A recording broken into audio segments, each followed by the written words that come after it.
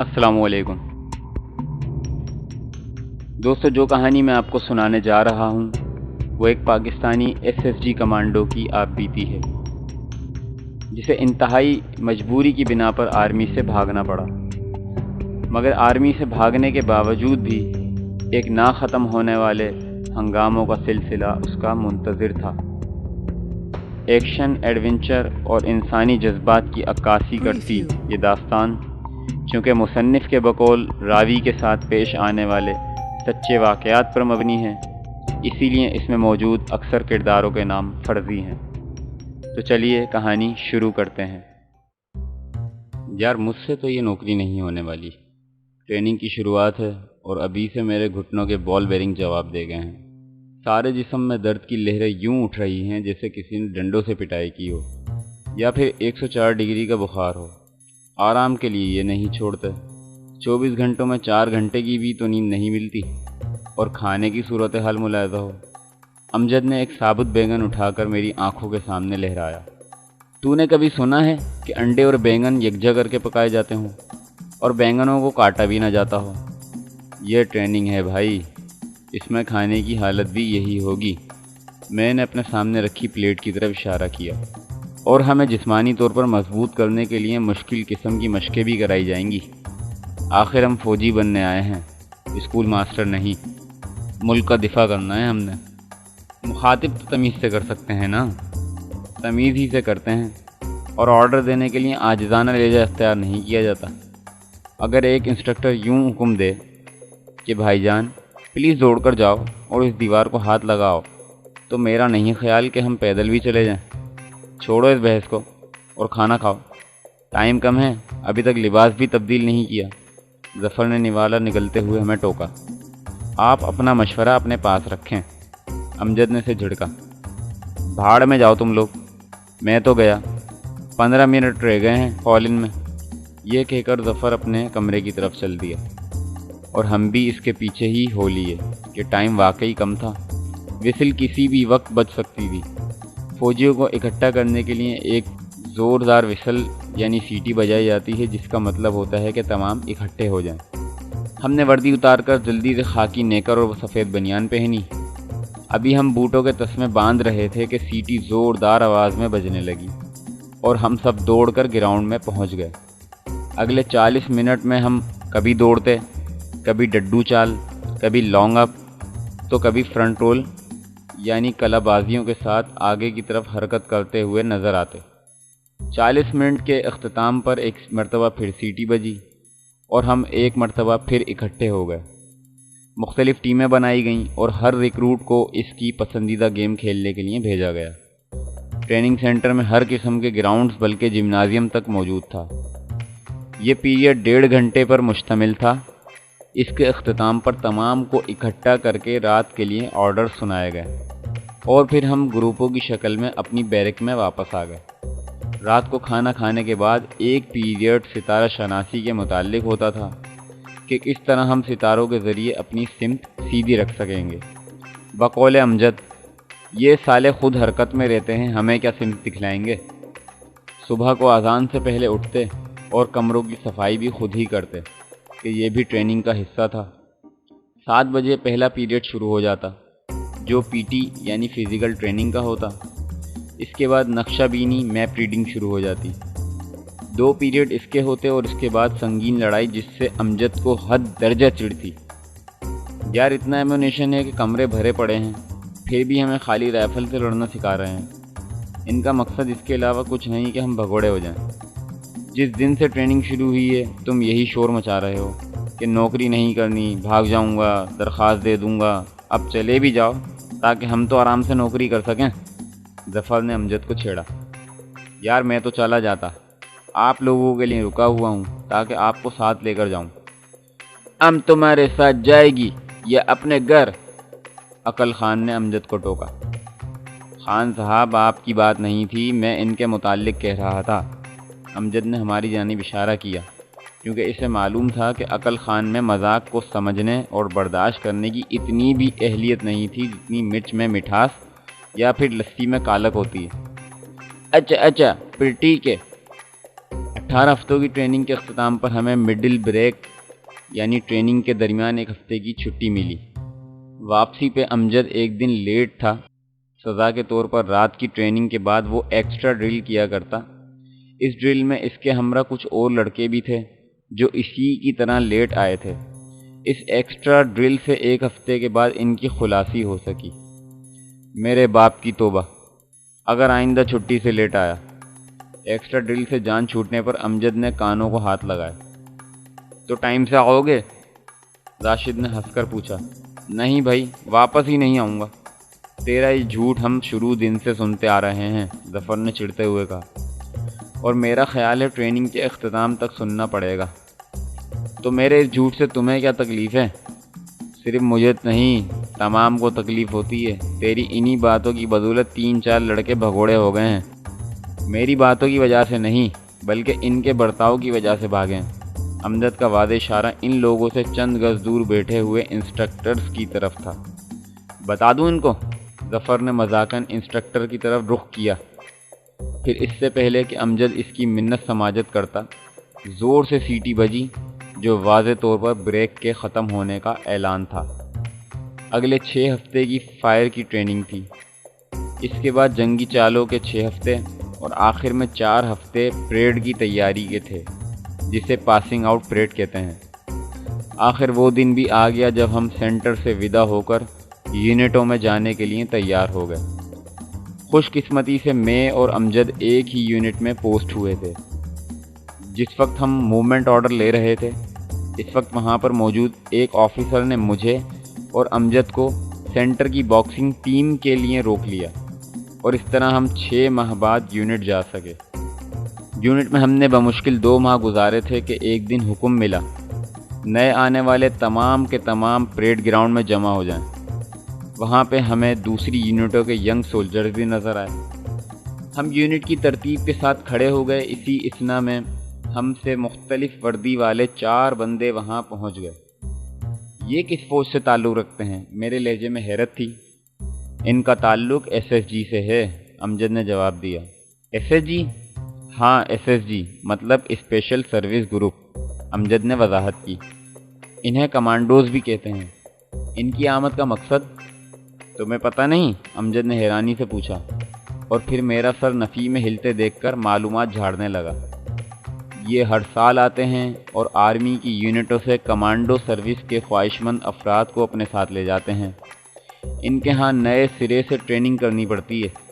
Training پاس کرنے والوں کو یہ اپنے پاس رکھ لیتے ہیں، ناکام ہونے والے واپس آ جاتے ہیں۔ امجد کی بات بمشکل ختم ہی ہوئی تھی کہ کمانڈوز کا سینئر اپنا اور کمانڈو سروس کا تعارف کرانے لگا۔ وہ صوبیدار تھا۔ اس نے کمانڈو سروس کے اتنے فوائد اور خصوصیات گنوائیں کہ میں نے بے ساختہ امجد سے کہا، امجد کیا خیال ہے اپنا نام لکھوا نہ لیں؟ صرف نام لکھوانے سے یہ سہولتیں میسر نہیں آنے والی حضرت، ٹریننگ بھی کرنی پڑے گی۔ ٹریننگ بھی کر لیں گے؟ میں مصر ہوا۔ تم ضرور مرواؤ گے۔ اس کا لہجہ رو دینے والا تھا، مگر جس وقت کمانڈو صوبیدار نے اعلان کیا کہ خواہش مند افراد آگے آ جائیں، تو آگے نکلنے والوں میں امجد بھی میرے ساتھ شامل تھا۔ تمام کے ضروری قوائف نوٹ کیے گئے۔ آپ تمام لوگوں کے نام کمانڈو ٹریننگ میں شمولیت کے لیٹرز اسی ماہ جاری کر دیے جائیں گے۔ اکتوبر میں باقاعدہ ٹریننگ شروع ہوگی۔ یہ کہہ کر کمانڈوز اپنی جیپ میں بیٹھ کر وہاں سے رخصت ہو گئے، اور ہم بھی یونٹ سے دھارے۔ ستمبر کے آخری ہفتے میں امجد اور میرے نام کمانڈو ٹریننگ کا لیٹر آ گیا، اور ہم اپنی یونٹ، جو کہ اس وقت گوجرانوالہ اسٹیشن پر تھی، سے چراٹ نوشہرہ آ گئے۔ ہمارا ٹریننگ کیمپ جلوزئی میں لگایا گیا۔ جمعرات کو ہم جلوزئی کیمپ پہنچے اور سینیچر سے ٹریننگ شروع ہو گئی۔ پہلے مرحلے میں ہمیں 40 کلومیٹر پیدل چلنا پڑ گیا۔ شام کے 8 بجے ہماری روانگی ہوئی اور صبح کے 4:30 بج چکے تھے جب ہم واپس ہوئے۔ یار جانو، اگر یہ شروعات ہے تو اس کے بعد یہ کیا کریں گے ہمارے ساتھ؟ امجد کے منہ میں یہ الفاظ تھے کہ ٹریننگ آفیسر کی گونجدار آواز سنائی دی، تمام لوگ ریسٹ کریں، ناشتہ کریں، اور اگر سونا ہے تو بے شک سو جائیں۔ ٹھیک 4:45 بجے دوبارہ فال ان ہوگی 4.5 میل ٹیسٹ کے لیے۔ और अमजद का चेहरा जो आराम की बात सुनकर 200 वॉट के बल्ब की तरह चमकने लगा था, बात के ख़त्म होते वक्त लोड शेडिंग की जद में आ गया। सारी रात चलने के बाद इतना ज़्यादा रेस्ट, वो मुंह बसोर कर बोला। सुना है तुमने, पूरे 15 मिनट का रेस्ट है, वो भी सिर्फ 8 घंटे मुसलसल चलने के बाद।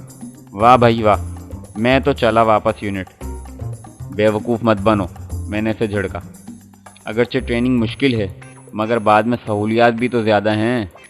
ट्रेनिंग को मुश्किल कहना तो कसर नफसी है हुजूर की, वगरना इसको आसानी से नामुमकिन कहा जा सकता है। और जहाँ तक ताल्लुक़ है सहूलियात का, तो सहूलियात के लिए ज़िंदा रहे तो उनसे फ़ायदा उठाएंगे ना। अमजद, तुझे शिकवा शिकायत के अलावा भी कुछ आता है?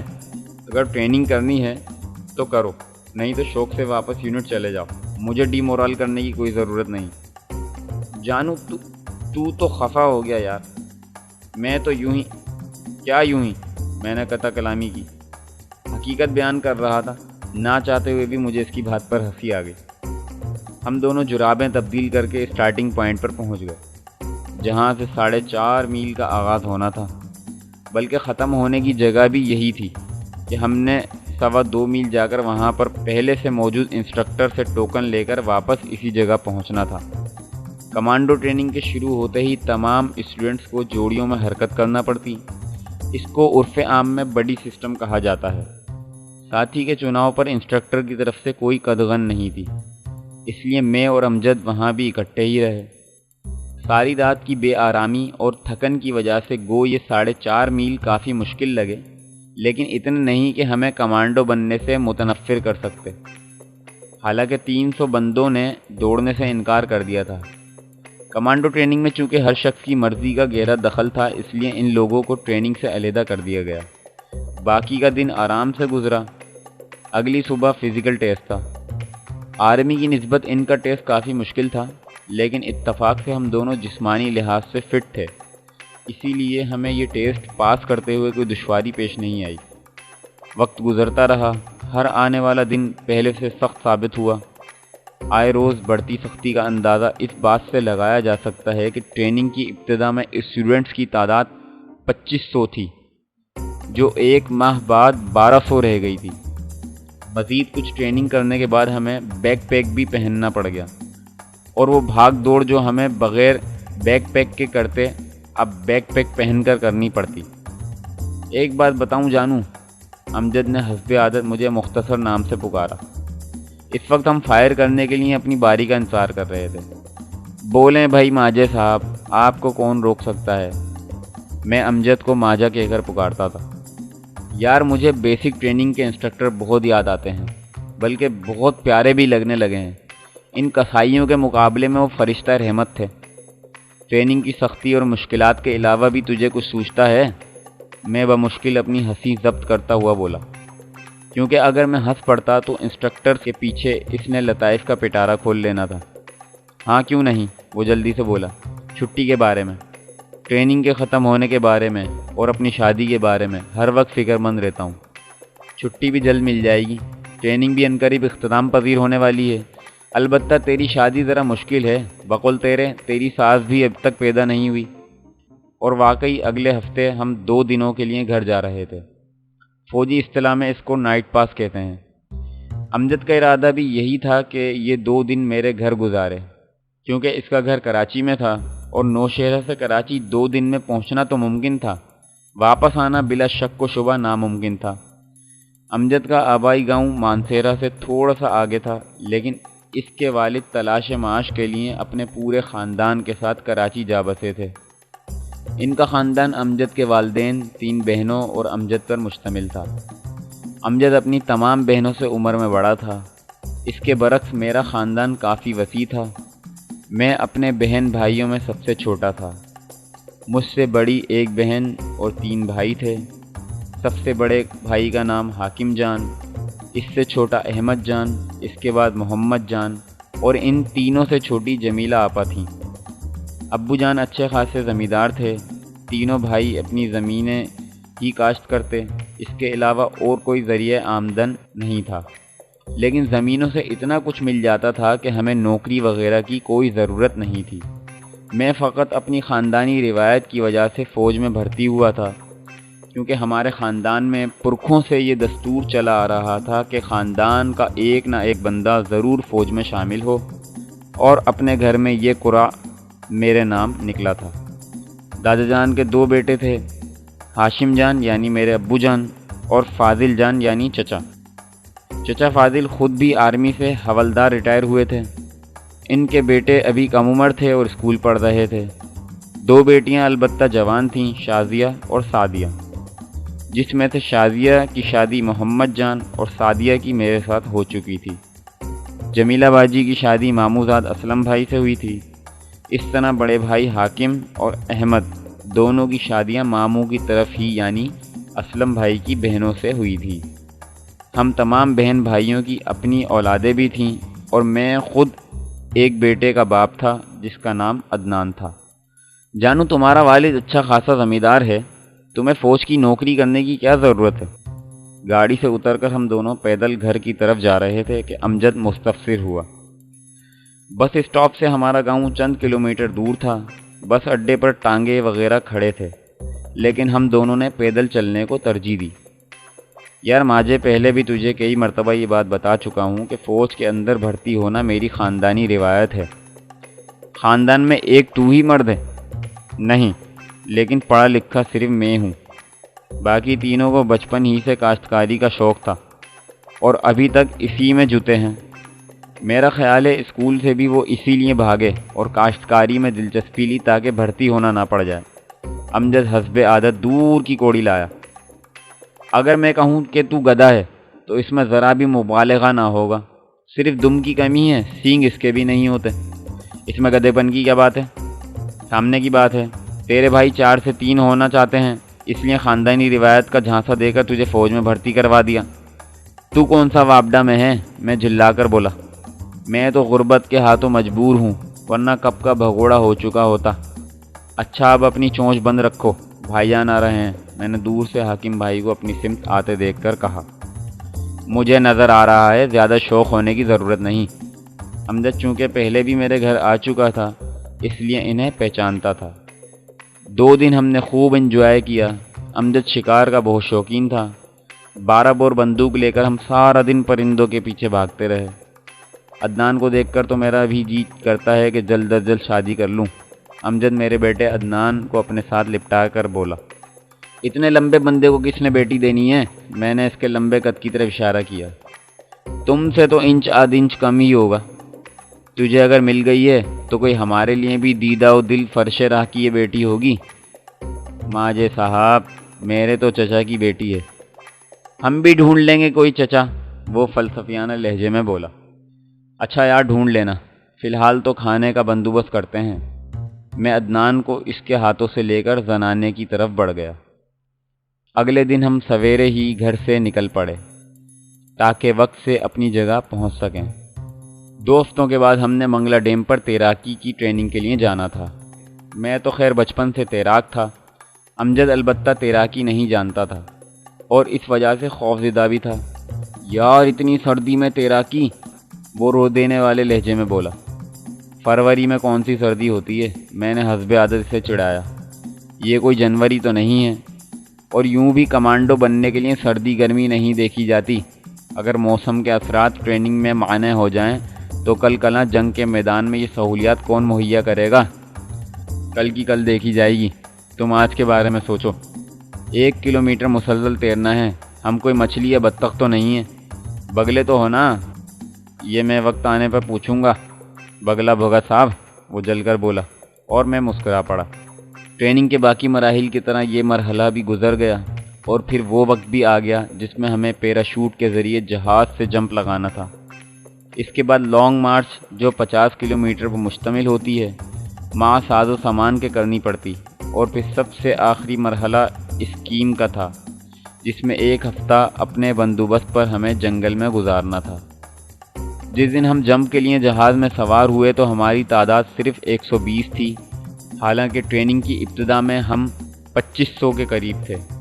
اگر کوئی چھلانگ نہ لگائے تو؟ امجد نے جہاز میں سوار ہوتے وقت سرگوشی کی۔ وہ خود نیچے پھینک دیں گے، میں اطمینان سے بولا۔ اس نے منہ بنا کر کہا۔ کبھی تسلی نہیں دینی، بس ڈراتے رہنا۔ لیکن میں اسے جواب دیے بغیر آنے والے مشکل وقت کے متعلق سوچنے لگ گیا۔ بہرحال یہ مشکل ٹائم بھی بیت گیا اور جتنا اس سے ڈرے ہوئے تھے اتنا ہی انجوائے کیا۔ ٹریننگ کے خاتمے پر ہمیں چھٹی ملی۔ واپسی پر ہم مکمل کمانڈو تھے اور ہماری چھاتی پر کمانڈوز کی شناخت کمانڈو ونگ لگ چکا تھا۔